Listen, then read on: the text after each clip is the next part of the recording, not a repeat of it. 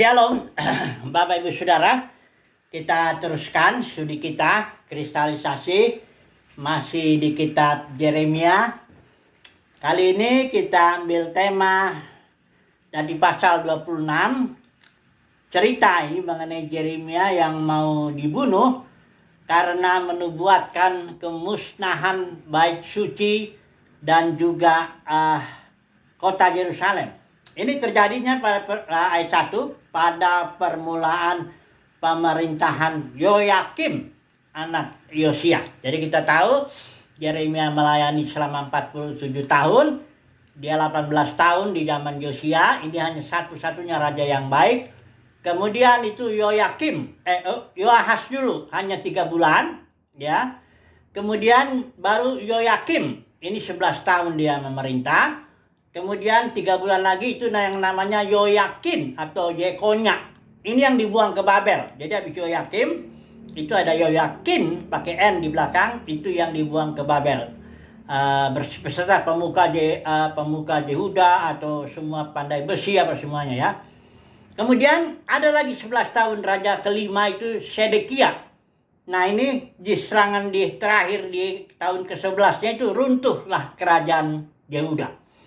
Nah, ini nubuat Yeremia ini yang ketika itu dia mau dibunuh itu terjadi pada permulaan pemerintahan Yoyakim yang 11 tahun itu, ya. Jadi sebelum Israel atau Yehuda dibuang Yoyakinnya, dalam zaman Yoyakim juga itu sudah diserang juga oleh gerombolan Kasdim, Amon, Moab, ya. Ini dan bahkan cerita itu Yoyakim ini dibilang tidak akan dikuburkan seperti dibuang aja begitu, ya. Bahkan Yosefus kita tahu itu sejarawan Yahudi, dia bilang Yoyakim ini nggak dapat kubur, ya. Nah, selama dikatakan di sini, ya, orang-orang dikatakan beginilah firman Tuhan, berdirilah, ayat 2 pasal 26. Berdirilah di pelataran rumah Tuhan dan katakanlah kepada penduduk segala kota Yehuda yang datang untuk sujud di rumah Tuhan. Jadi mereka ini yang arah nubuat suara kenabian Yeremia ini kepada orang-orang yang datang ke bait suci, bukan kepada orang-orang di luar yang sedang sibuk di ladang atau apa, bukan. Dia justru datang firman Tuhan ini yang berupa teguran. Datangnya di pelataran rumah Tuhan, datang kepada orang-orang yang sedang mau melakukan ritual sujud, ya. Ya, bukan hanya sujud begitu aja, tapi tentu ada ritual-ritual korban dan sebagainya, ya. Tuhan bilang jangan kau kurangi sepatah kata pun. Nah, kurang lebih kalimatnya itu bertobatlah, ya. Di sini dikatakan berbaliklah dari tingkah langkahnya yang jahat, sehingga aku menyesal, kata Tuhan, akan malapetaka yang kurancangkan kepada mereka. Jadi mereka yang datang ke rumah Tuhan, yang melakukan ritual-ritual ibadah itu, korban apa semua, dan sujud di rumah Tuhan, kepada mereka lah suara kenabian datang, bertobatlah kalian, ya, dari tingkah langkahmu yang jahat, ya. Supaya jangan aku datang membawa malapetaka kepada kota ini dan bait suci ini. Dan lebih ngeri lagi begini. Dikatakan di ayat 4, ya.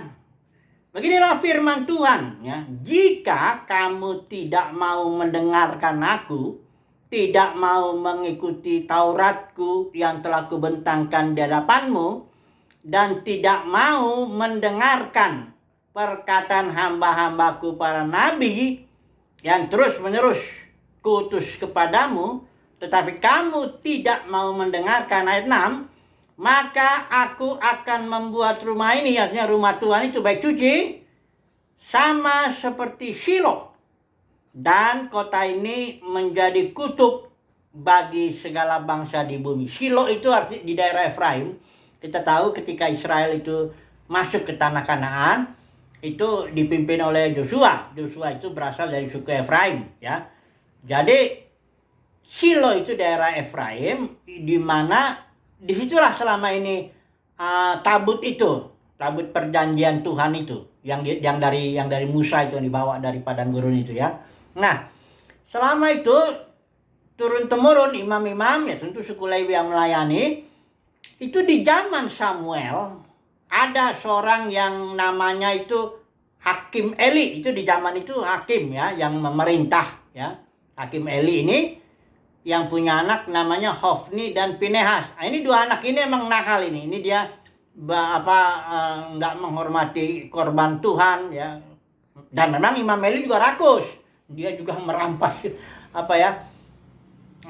rakus lah, loba terhadap persembahan orang Israel itu. Ya anaknya juga ikut lah. Ya bapak sebagai bapak ya begitu juga anak ya.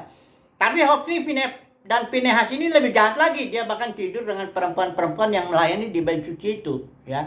Jadi bukan hanya makan uang, atau kalau ini kan kasusnya dimakan persembahan-persembahan itu, dan tapi juga melakukan dosa-dosa seksual begitu ya. Nah, kita tahu ceritanya pada waktu itu ya, ketika Israel perang dengan Filistin. Ya, Israel perang dengan Filistin, terus Israel kalah. Terus Israel bilang, gimana kita bawa aja ini tabut Tuhan ini ya. Kita bawa tabut Tuhan supaya dia datang ke tempat pertempuran ini supaya bantu kita, karena kan tabut itu kan simbol daripada kehadiran Tuhan. Dibawalah oleh Hofni dan Pinehas ini, anaknya Imam Eli ya. Itu waktu itu Samuel masih kecil, dari mulai kecil lah dia melayani situ. Dibawa tabut ini, kalah orang Israel karena tidak bisa Tuhan dipaksa berbuat atau dipaksa hadir di suatu tempat dengan cara kedagingan daripada orang Israel, tidak bisa.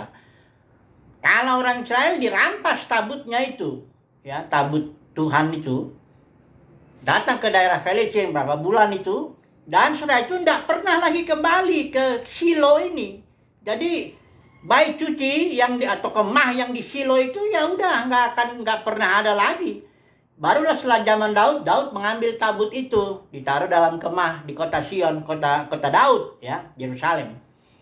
Jadi di sini Yeremia bernubuat, kalau kamu tidak bertobat, ya mendengarkan suara kenabian ini dari tingkah lakumu yang jahat. Ini dosa Israel, Yehuda ini tidak mendengarkan suara nabi-nabi, tidak mendengarkan, terjadi penindasan, ya ketidakadilan, ada perjinahan, menyembah berhala, ya, terus dosa-dosa lain yang tidak mendengarkan Taurat dan sebagainya ini, ya.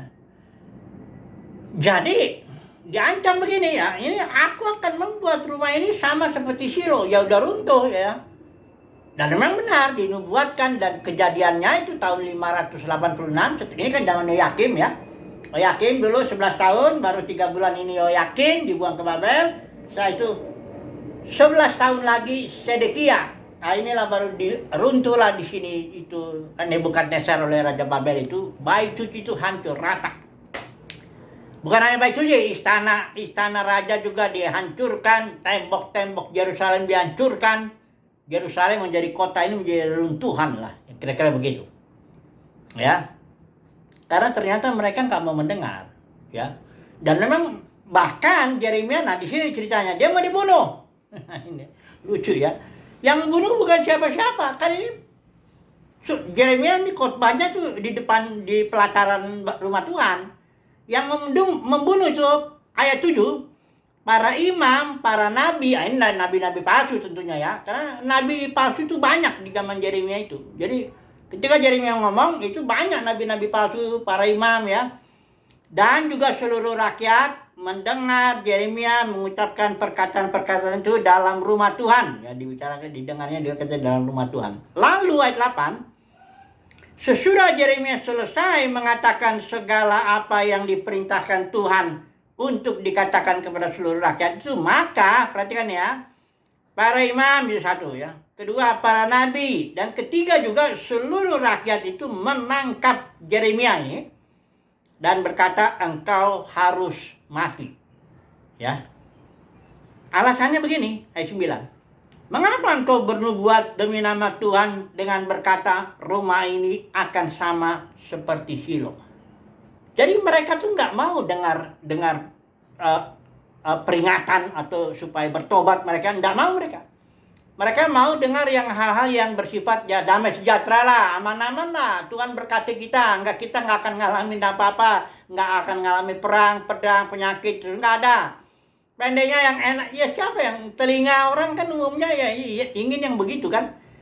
Dan cirinya justru nabi yang benar itu biasanya mengancam.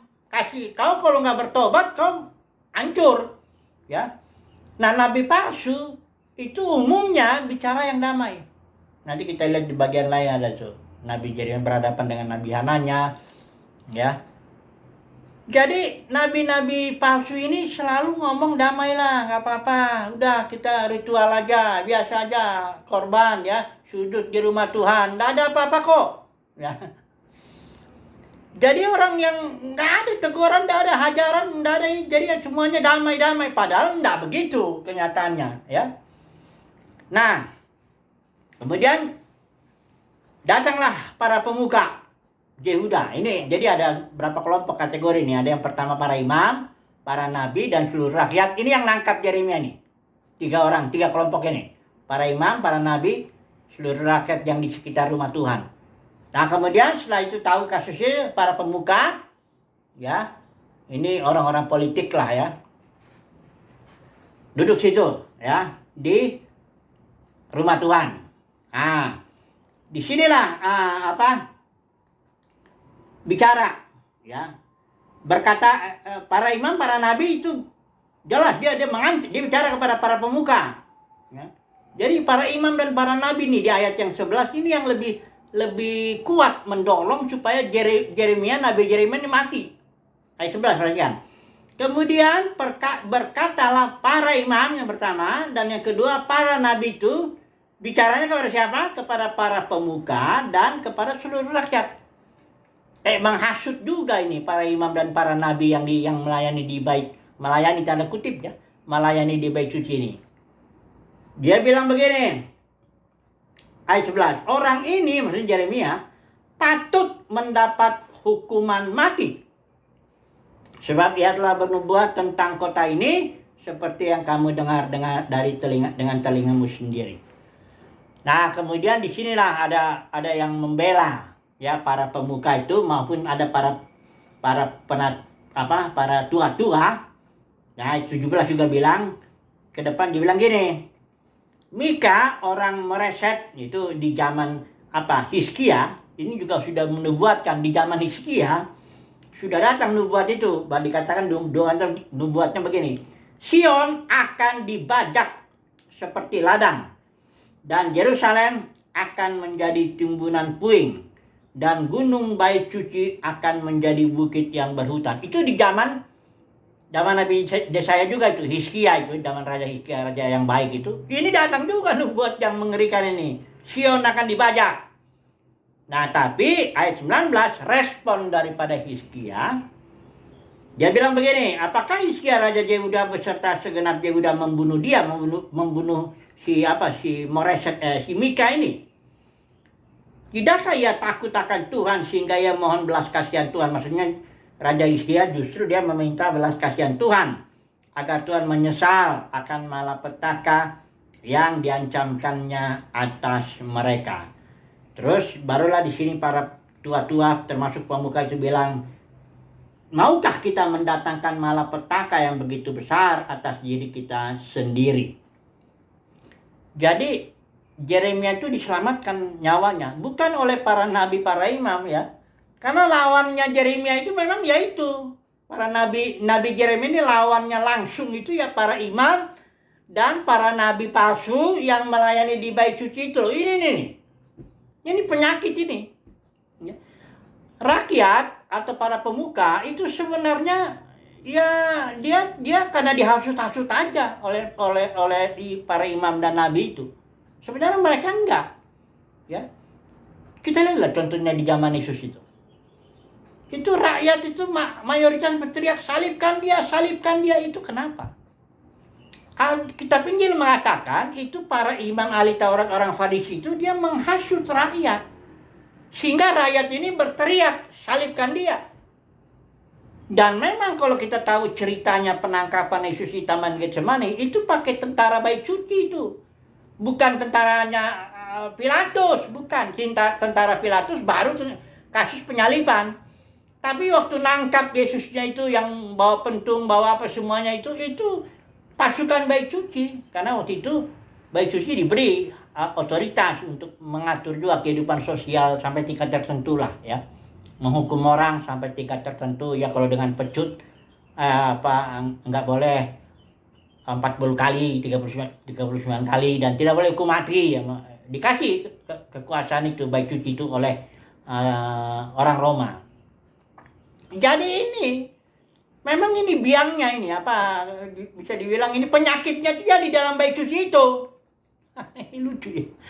Harusnya kan iya di bait suci itu, disitulah harusnya ada orang-orang sujud. Emang sujud ya orang-orang yang melayani Tuhan mengerjakan ini, harusnya di sinilah kerohanian itu harusnya ya, bukan pemuka dan rakyat.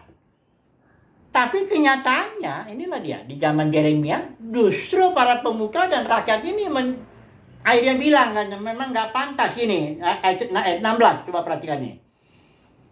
Lalu berkatalah para pemuka dan seluruh rakyat itu kepada siapa berkatanya? Dikatakan di sini kepada imam-imam dan nabi-nabi itu. Jadi imam-imam dan nabi-nabi ini yang gencar itu bilang ini Yeremia dibunuh aja.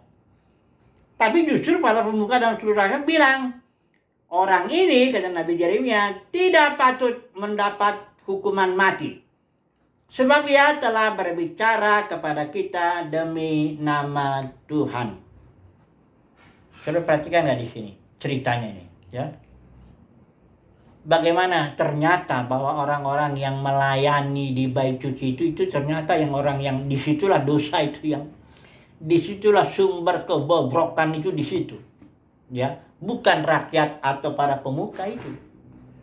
Atau kalau kita mau bilang Pilatus lah, misalnya di zaman Yesus, Pilatus itu katakanlah dia mewakili dunia politik lah, ya. Pilatus dan tentaranya itu orang Roma kan menguasai Yerusalem. Yang bunuh Yesus itu sebenarnya Pilatus yang katakanlah mewakili dunia politik, itu udah mencoba bebaskan Yesus ini. Pilatus berusaha karena dia lihat ini dia tahu bahkan bahwa mereka ini orang Farisi ini menyerahkan Yesus karena dengki. Itu di bagian satu Injil, saya lupa Injil yang mana itu, dikatakan Pilatus tahu bahwa mereka menyerahkan Yesus kepadanya itu karena iri hati, dengki. Jadi Pilatus mencoba membebaskan. Tapi agama Yahudi, Judaisme yang dipimpin oleh Sanhedrin ini, Imam Besar Kayafas dengan 70 anggotanya itu, ahli Taurat, orang Farisi apa semua, ini yang mudah vonis mati. Yesus harus mati aja pokoknya. Jadi kalau saya ambil kesimpulan ini, dunia keagamaan di zaman Yesus itu lebih jahat daripada dunia politik di zaman Yesus ya. Tapi saya rasa jangan-jangan di tiap zaman begitu ya. Karena kejahatan itu biasanya di dalam bait itu, ya, di situ sumbernya. Coba dulu kita sekarang aplikasi ya. Ini datang firman suara kenabian. Yang pertama kali menentang suara kenabian Yeremia itu bukan para pemuka atau seluruh rakyat sebenarnya, tapi para imam, para nabi ini. Barangkali mereka terganggu posisinya, jabatannya, ya, barangkali ya, keuntungan uangnya atau kemuliaan manusianya, terganggu dia dengan datangnya suara kenabian Yeremia yang mengatakan ini rumah akan jadi seperti Shilo, ya, kan terganggu kan. Nah, coba dulu kita lihat dalam dunia kekristenan ini. Sekarang gereja ini berubah menjadi dunia kekristenan setelah perjalanan selama 2000 tahun. Ini berubahnya ada penyakitnya, ya. Ada penyebabnya. Ini sekarang tema kita ini sebenarnya nih, respon Yehuda terhadap suara kenabian. Respon Yehuda ini. Terutama ini yang di bait suci ini loh, yang harusnya memberi respon yang paling positif lah kan. Ya karena Yeremia disuruhnya memang menyampaikan suara kenabiannya di rumah Tuhan. Disitulah seharusnya kalau menurut akal sehat kita lah, karena di situ kan orang-orang rohani, katakanlah begitu kan, tiap hari mereka ibadah begini-begini, sujud dan sebagainya. Ya harusnya mereka lah yang lebih gampang dengar suara Tuhan kan gitu, ya. Tapi nyatanya nggak gitu. Coba dulu kita lihat dulu sejarahnya dari gereja mula-mula sampai dunia kekristenan saat ini, dari mana dulu dia? Ini kejatuhan ya, Bapak Saudara ya. Gereja mula-mula itu jelas dipimpin Roh Kudus. Itu otoritas yang berlaku, otoritas hayat. Yesus langsung mengatur gerejanya. Ketika Yesus bilang, aku akan mendirikan gerejaku, dia langsung atur. Di Matius 23 makanya bilang, jangan seorang pun di antara kamu sebut pemimpin ya. Aku pemimpin. Ya. Tidak ada kursi Musa.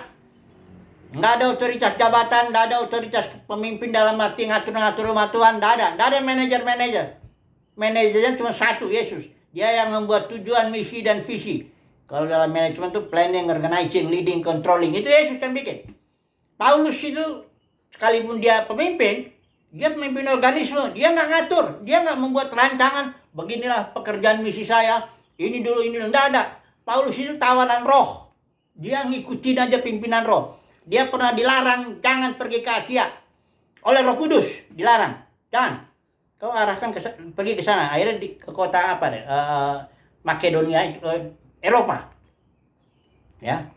Jadi Paulus nggak merancang dirinya.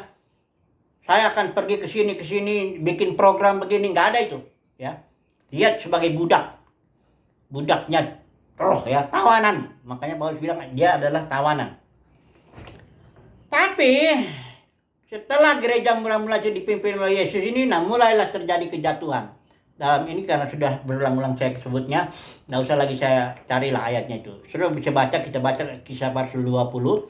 Itu kalau nggak salah ayat 28 sampai 30 itu bicara di sana. Paulus bernubuat kepada para pemimpin, para penatua di Efesus, tapi bicaranya di Miletus ya.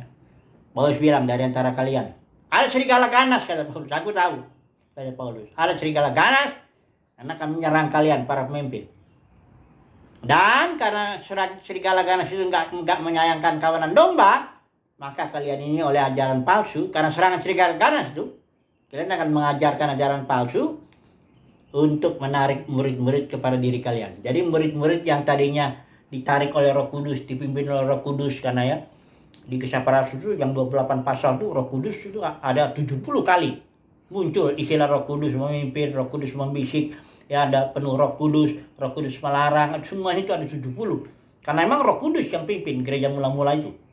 Teman kata Paulus, setelah itu aku tahu setelah aku pergi nanti kalian para pemimpin akan dengan ajaran palsu, tujuannya tarik murid kepada diri kalian. Maka mulailah gereja yang tadinya organisme pecah menjadi puluhan ribu denominasi. Masing-masing denominasi menarik murid-murid kepada diri mereka sendiri. Denominasinya ada yang bahkan namanya nama pemimpinnya itu Calvinis, Lutheran, Mennonite, Wesleyan, itu John Wesley, itu semua nama pemimpin. Ada juga pesan ajaran ya, Pentekosta, karismatik, apapun juga itulah. Yang intinya menarik murid-murid kepada mereka. Ya tentu masing-masing denominasi atau masing-masing aliran teologi itu yang menganggap dia paling benar kan begitu. Wajarnya kan begitu. Jadi ada sejarahnya itu, bukan karena perkembangan maka sekarang jadi pecah begitu. Enggak, memang ada sejarahnya. Awalnya sejarahnya itu dari para pemimpin. Ini nih, penyakit awal itu dan penyakit itu terus itu memang di pemimpinnya itu. Lagi pula kalau jemaat atau katakanlah rakyat itu ya orang awam ya kan ikut aja. Kalau udah pemimpin yang di atas bilang ini ya kan yang di bawah tinggal ikut-ikut aja. Jadi sumber permasalahan itu di pemimpinnya itu. Dan memang dari awal gereja itu udah dibilang, Paulus sudah ngomong, dari antara kalian, siapa ini kalian? Itu kalian itu para penatua, kalau lihat konteksnya, itu para penatua gereja di Efesus. Kalau udah pemimpin rusak itu tinggal gampang itu merusakin yang bawahnya itu. Semuanya rusak akhirnya. Ya, rusak dalam arti nggak mau dengar suara roh lagi, jadi dengar pemimpin. Kalau grupnya ini ya tergantung denominasi ya, dengar dia pemimpinnya. Belajar teologi pemimpinnya. Ikutin aturan organisasi pemimpinnya. Ikutin program-program pemimpinnya. Yang di sini ya begitu juga. Ya. Akhirnya bagaimana mau dengar suara roh lagi dalam kondisi yang seperti itu? Itu sebabnya ada tiap zaman Tuhan memberikan kasih karunia, orang bisa menjadi pemenang. Nah ini sekarang mau saya bicara, siapa yang merespon suara roh saat ini? Ini pertanyaan. Kalau dalam kasus Yeremia, Yehuda itu hampir tidak adalah. Kalau yang dari para imam, para nabi itu tidak adalah. Mereka semua justru berencana gimana Nabi Yeremia ini mati dia.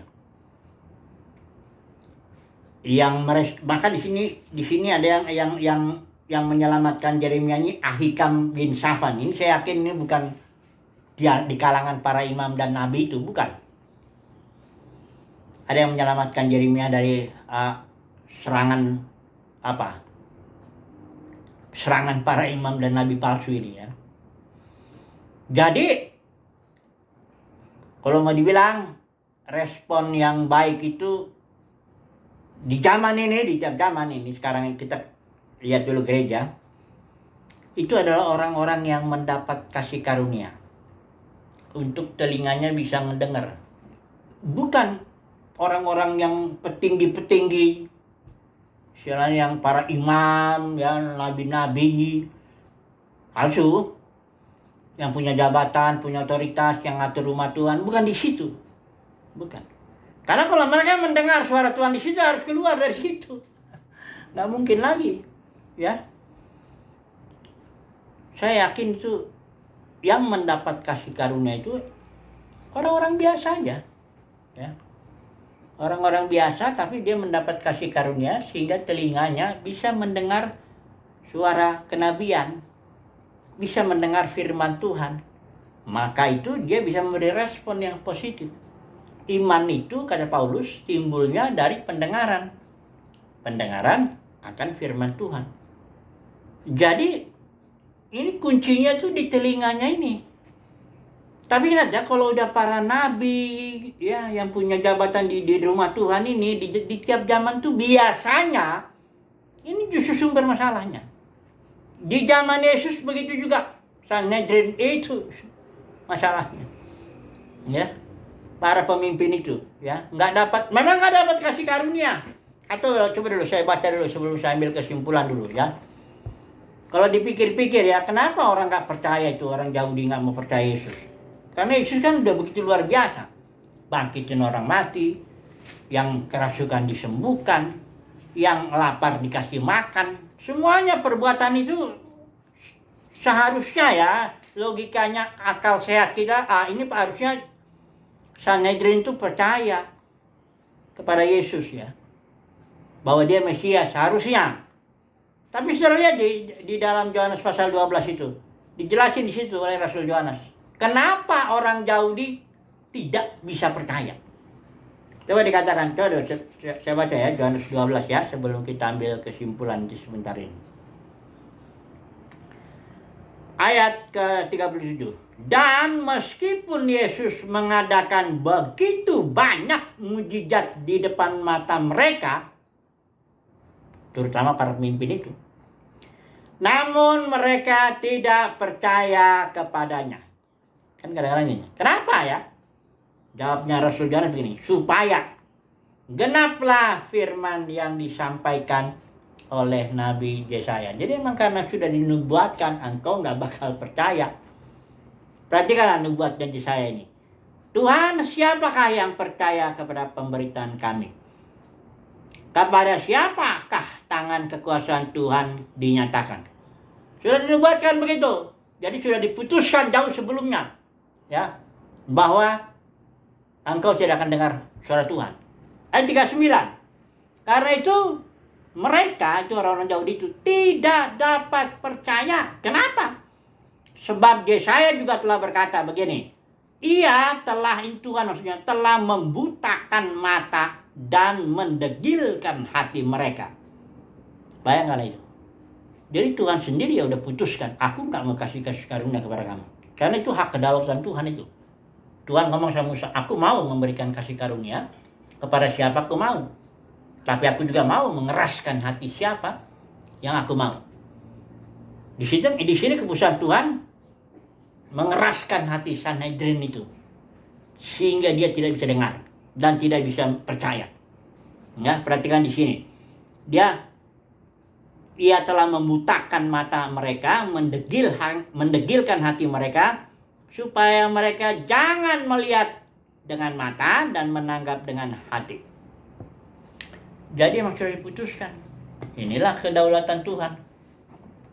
Diputuskanlah bahwa Sanhedrin gak bakalan dengar Yesus. Tapi ada orang-orang yang mendapat kasih karunia, ada orang-orang sederhana mendapat kasih karunia untuk mendengar suara Tuhan. Jadi kalau dalam bahasa Kristen itu ada banyak yang dipanggil. Itu kan kasih karunia, dipanggil Tuhan, melayani Tuhan, punya jabatan ini, jadi kaya dari pelayanannya, banyak pengikutnya, itu semuanya kasih karunia bagi orang yang dipanggil. Tapi dari antara yang dipanggil, banyak yang dipanggil, ada sedikit yang dipilih yang bisa dikasih karunia mendengar suara kenabian, mendengar suara roh, mengikuti mendengar suara anak domba, ya gembala yang baik itu Yesus dengar suaranya. Bukan dengar suara gembala sidangnya, dengar suara gembala sejati itu Yesus. Dan mengikuti Yesus kemana saja, itu ada lagi yang dipilih. Barulah nanti diberikan kasih karunia dari yang dipilih ini supaya setia. Jadi para pemenang yang dipanggil, dipilih, dan setia. Ini kasih karunia semuanya. Inilah kedaulatan Tuhan. Saya nggak tahu ya, kenapa Tuhan nggak pilih sekaligus saja semuanya. Enggak, tapi Tuhan bilang, aku banyak yang kupanggil. Itu pun aku berikan kasih karunia. Tapi dari antara yang dipanggil ini, aku berikan kasih karunia lagi kepada orang-orang yang kupilih, yang telinganya mendengar, yang akan mengikuti aku kemana saja aku pergi, dan mendapat kasih karunia lagi untuk setia. Nah, inilah yang akan ditampilkan di akhir zaman. Orang-orang yang pemenang dipanggil, dipilih, setia, inilah yang akan bersama dengan Yesus memulihkan segala sesuatu. Haleluya. Amin.